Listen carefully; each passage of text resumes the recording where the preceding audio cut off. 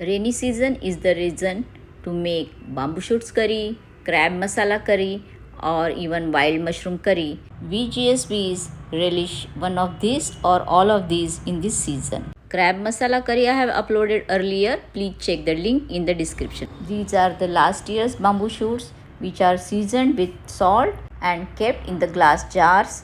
Now I have cooked them in a pressure cooker and I have thoroughly washed them to remove all the salt which is excess in these bamboo shoots. Plus I will not be using any salt to make the curry because this has lot of salt just like the dried fish. We take the tender bamboo shoots, clean them and then add the lot of sea salt in it and keep it in the jar. It then remains for years together and we use it to make curries, vegetables or even fritters out of this. Whenever I will be making them, I will be uploading the videos.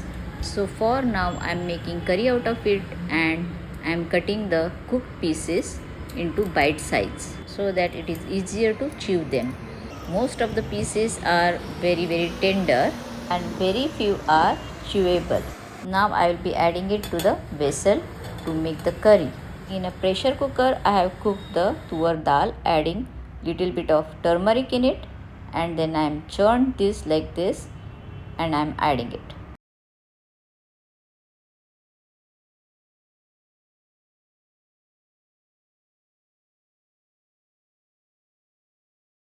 Time to grind the masala out of coconut. I have added around half cup of coconut in it and then little bit of tamarind and about 3 teaspoon of red chili powder. I have added here bedgi chili and some water for grinding.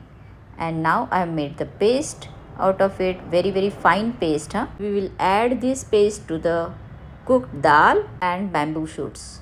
We will even add some water after washing the grinder.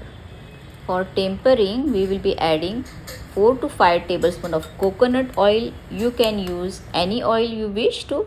Then add mustard seeds. When crackle, add lots of hing or asafoetida, which is a must for this dal because there is no other masala other than chili powder.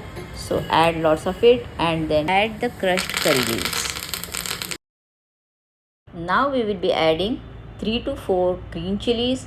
My chilies are very spicy and which gives the nice aroma to the curry as well. I have cut lots of coriander leaves here and I am adding it on the top of the curry and now I will be tempering it. Sprinkle all the tempering on right on the coriander leaves here so that you get the beautiful fragrance and then it's done. I wish this technology could spread some aroma as well along with the beautiful picture. I hope you will be doing this in this rainy season and enjoy it with hot rice, बटाट्याची तळासण, भिंडीची तळासण or any achar will do with this. And even crunchy fried papads, don't forget to fry them. If you have enjoyed this recipe, please do like, share and comment and let us know how do you like it.